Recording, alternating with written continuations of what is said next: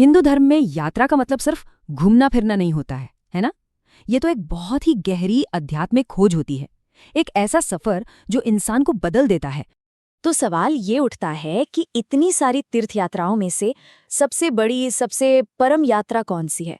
मतलब आध्यात्मिक ज्ञान की चोटी पर पहुंचाने वाली यात्रा। इसका जवाब छिपा है मोक्ष में। मोक्ष यानी जन्म और मृत्यु के इस अंतहीन चक्कर से आज़ादी। और यही वो पावरफुल आइडिया है जिसने सदियों से हिंदुओं को बड़ी बड़ी तीर्थ यात्राओं के लिए प्रेरित किया है। और इसी मोक्ष को पाने का एक सबसे पवित्र रास्ता है चार धाम यात्रा। ये सिर्फ एक जगह से दूसरी जगह जाना नहीं है, ये तो आत्मा की एक गहरी खोज है। तो चलिए इस सफर पर निकलते हैं, देखते हैं कि हमारी इस वर्चुअल तीर्थ यात्रा का रास्ता क्या है। ये सफर हमें भारत के चारों कोनों में ले जाएगा, चार ऐसे पवित्र स्थानों पर जो हमारे देश की आध्यात्मिक और भौगोलिक दोनों तरह की विशालता को दिखाते हैं। तो देखिए, ये है हमारी यात्रा का पूरा नक्शा। इसमें चारों धाम, उनकी दिशा, राज्य और वहाँ के मुख्य देवता, सब कुछ साफ साफ दिख रहा है। और दिलचस्प बात यह है कि इसमें भगवान विष्णु और भगवान शिव दोनों के प्रति श्रद्धा झलकती है। तो शुरू करें। परंपरा के हिसाब से ये यात्रा क्लॉकवाइज होती है, यानी घड़ी की सुई की दिशा में। तो हमारा पहला पड़ाव होगा पूरब में, ओडिशा का पुरी। पुरी में भगवान कृष्ण की पूजा होती है जगन्नाथ के रूप में, यानी जगत के नाथ, पूरे ब्रह्मांड के स्वामी। और जानते हैं, ये मंदिर बहुत खास है। ये इकलौता ऐसा मंदिर है जहां भगवान कृष्ण अपने भाई बलभद्र और बहन सुभद्रा के साथ पूजे जाते हैं। इस धाम को आज के युग यानी कलयुग का प्रतीक माना जाता है। और हाँ, यहाँ की रथ यात्रा तो पूरी दुनिया में मशहूर है। चलिए अब पूरब से चलते हैं सीधा दक्षिण की ओर, तमिलनाडु के रामेश्वरम द्वीप पर। ये वो जगह है जिसका संबंध त्रेता युग से है। रामेश्वरम का नाम सुनते ही रामायण की याद आती है ना?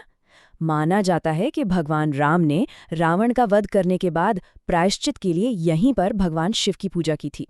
और सिर्फ कहानी ही नहीं, यहाँ की वास्तुकला भी कमाल की है। इस मंदिर के गलियारे दुनिया में सबसे लंबे हैं, सोचिए। रामेश्वरम में एक बहुत ही अनोखा शुद्धि का रिचुअल होता है। तीर्थयात्री सबसे पहले मंदिर के पास समुद्र में डुबकी लगाते हैं, जिसे अग्नि तीर्थम कहते हैं, और उसके बाद अपनी आध्यात्मिक शुद्धि पूरी करने के लिए मंदिर के अंदर बने 22 पवित्र कुओं के पानी से स्नान करते हैं।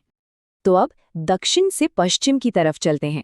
हमारी अगली मंजिल है गुजरात का प्राचीन शहर द्वारका, जो हमें द्वापर युग में यानी भगवान कृष्ण के समय में ले जाता है।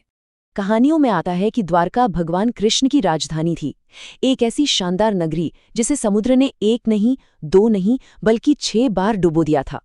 कहते हैं कि आज जो शहर हम देखते हैं वो उसी जगह पर बना 7वां शहर है, और यहाँ भगवान कृष्ण की पूजा उनके राजसी रूप में होती है। और अब हमारी यात्रा का आखिरी पड़ाव, हम जा रहे हैं हिमालय की ऊंचाइयों पर, बद्रीनाथ, चारों धामों में सबसे ऊंचा, और इसका संबंध है सत्ययुग से। अलकनंदा नदी के किनारे बसा ये मंदिर भगवान विष्णु को समर्पित है। ये वही जगह है जहां दिव्य नर नारायण ने तपस्या की थी। इसकी ब्रेथ टेकिंग लोकेशन और शांत माहौल की वजह से ही इसे चारों धामों में सबसे पवित्र माना जाता है। हाँ, लेकिन इतनी ऊंचाई पर होने की वजह से एक चुनौती भी है। यहाँ का मौसम बहुत खराब होता है, इसलिए ये मंदिर साल में सिर्फ 6 महीने ही खुला रहता है। नवंबर में बंद हो जाता है और फिर अप्रैल या मई में दोबारा खुलता है। तो हमने पूरब, दक्षिण, पश्चिम और उत्तर चारों कोनों के दर्शन कर लिए। पर सोचने वाली बात यह है कि इन 4 अलग अलग दूर दराज की जगहों को एक साथ एक सर्किट में किसने जोड़ा? कौन था वो विजनरी जिसने भारत के इन चारों पवित्र कोनों को एक धागे में पिरोकर एक आध्यात्मिक सर्किट बना दिया? ये थे 8वीं सदी के महान संत और दार्शनिक आदि शंकराचार्य। आदि शंकराचार्य ने सिर्फ इन जगहों को चुना ही नहीं, बल्कि उन्होंने एक पूरा सिस्टम बनाया। उन्होंने भारत के चारों कोनों में 4 मठ स्थापित किए। हर मठ को एक धाम और एक वेद के साथ जोड़ा, ताकि हिंदू धर्म का ज्ञान और दर्शन हमेशा सुरक्षित रहे और फैलता रहे। अच्छा, एक कन्फ्यूजन को यहाँ दूर करना जरूरी है। एक है 4 धाम यात्रा, जिसके बारे में हम बात कर रहे हैं, और एक है छोटा 4 धाम। ये दोनों अलग हैं। छोटा 4 धाम यात्रा उत्तराखंड के अंदर ही होती है, जिसमें यमुनोत्री, गंगोत्री, केदारनाथ और बद्रीनाथ आते हैं। आखिर में इस पूरी तीर्थ यात्रा के पीछे एक बहुत गहरी आस्था है। ये विश्वास कि इस यात्रा को पूरा करने से सिर्फ इस जन्म की ही नहीं बल्कि पिछले जन्मों के पापों से भी मुक्ति मिल जाती है और मोक्ष का रास्ता खुल जाता है। ये सब हमें एक आखिरी सवाल पर लाकर छोड़ देता है।